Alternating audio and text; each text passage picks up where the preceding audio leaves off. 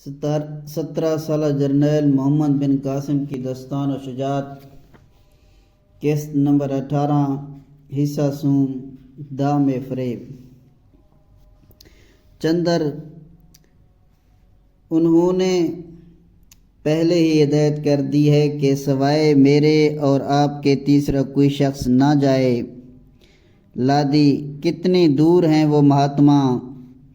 چندر: بہت قریب، زیادہ سے زیادہ 200 قدم کے فاصلے پر ہوں گے۔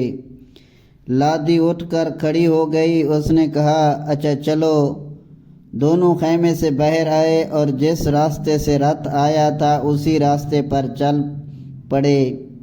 چلتے رہے دیر تک۔ آخر جب لادی تھک گئی اور اپنے لشکر سے دور نکل آئی تو اس نے کہا، تم تو کہتے تھے کہ مہاتما قریب ہی ہیں، لیکن اتنی دور آنے پر بھی وہ نہیں ملے۔ چندر: بس ہم قریب ہی آ گئے ہیں۔ پھر دونوں چلے، مگر کچھ دور چل کر نازنین و آفرین رانی رک گئی۔ اس نے کہا، ہم سے اب نہیں چلا جاتا۔ چندر نے خاص نظریں اس کی روشن چہرے پر ڈالتے ہوئے کہا، اگر اجازت ہو تو میں گود میں اٹھا کر لے چلوں۔ لادی نے غصہ بھری نظروں سے اسے دیکھ کر کہا، تم؟ چندر نے عاجزی سے کہا، کیا حرج ہے اس میں؟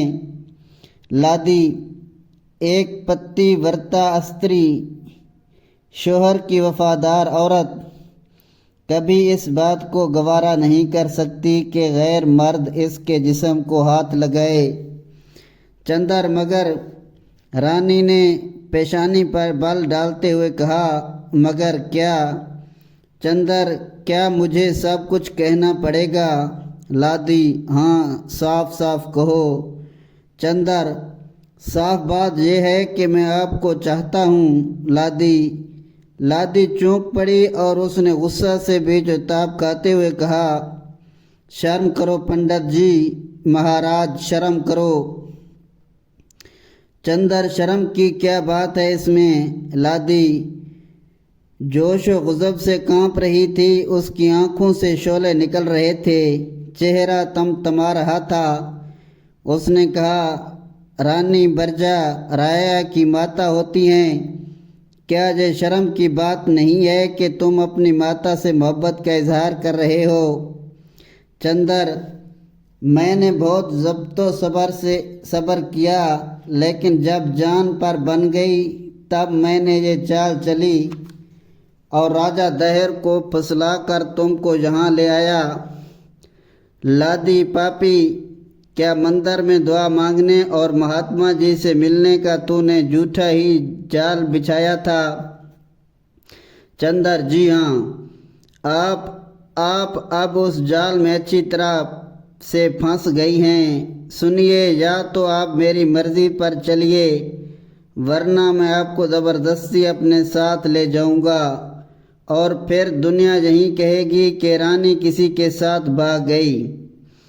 لادی نے غضبناک ہو کر کہا، خبردار، اب ایسی بات زبان سے نہ نکالنا، دشت پنڈت بنا ہے تو۔ چندر: اس میں میری خطا نہیں ہے، آپ کی صورت نے مجھے دیوانہ بنا دیا ہے۔ کہتے ہوئے وہ رانی کے اور قریب جا کھڑا ہوا اور بولا، غصہ کو جانے دو۔ جس راجا کی تم وفادار رہنا چاہتی ہو، سوچو اس نے تمہارے ساتھ کہاں وفاداری کی ہے۔ اگر وہ وفادار ہوتے تو کئی رانیاں کرتے۔ جب وہ تمہارے ہی نہیں بنے تو تم بھی ان کی نہ بنو۔ لادی: دور ہو بدکار، مجھ سے ایسی باتیں نہ کرو۔ چندر: تو کیا آپ خوش سے رضامند نہ ہوں گے؟ لادی: ہرگز نہیں۔ چندر: اچھا، تو اب مجھے زبردستی ہی کرنی پڑے گی۔ یہ کہتے ہی اس نے ہتھیلی بجائی۔ کئی لوگ ادھر ادھر سے نکل آئے، سب ڈاٹھے باندھے ہوئے تھے، صرف ان کی آنکھیں چمک رہی تھیں، کوئی چیز نظر نہ آئی تھی۔ رانی ان قوی ہیکل انسانوں کو دیکھ کر ڈر گئی۔ چندر نے کہا رانی اب بھی مان جاؤ۔ لادی نے کہا میں پاپ یعنی گناہ کرنے سے مر جانا اچھا سمجھتی ہوں۔ چندر نے غصے کے لہجے میں کہا بہت اچھا۔ اب اس نے ڈانٹے والوں سے کہا اسے اٹھا کر لے چلو۔ فوراً چند آدمی بڑھے۔ رانی نے غصہ سے چیخ کر کہا پاپیو الگ ہٹ جاؤ۔ مگر وہ کیوں ماننے والے تھے؟ انہوں نے لپک کر اسے اٹھا لیا۔ رانی نے اپنے پوری طاقت سے کہا مدد، بچاؤ بچاؤ۔ چندر نے حقارت سے رانی کو دیکھ کر کہکہ لگاتے ہوئے کہا فضول شور کرنے کا کیا فائدہ؟ رانی تڑپ رہی تھی، بل کھا رہی تھی، وہ اپنی پوری قوت سے رہائی کی جدوجہد کر رہی تھی۔ اس نے پھر چلا کر کہا آہ بچاؤ، کوئی بچاؤ۔ فوراً ہی ایک گرجدار آواز آئی خبردار ڈانٹے والو۔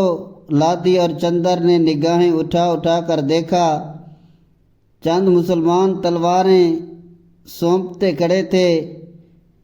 مسلمانوں کو دیکھتے ہی سب تھر تھرا گئے۔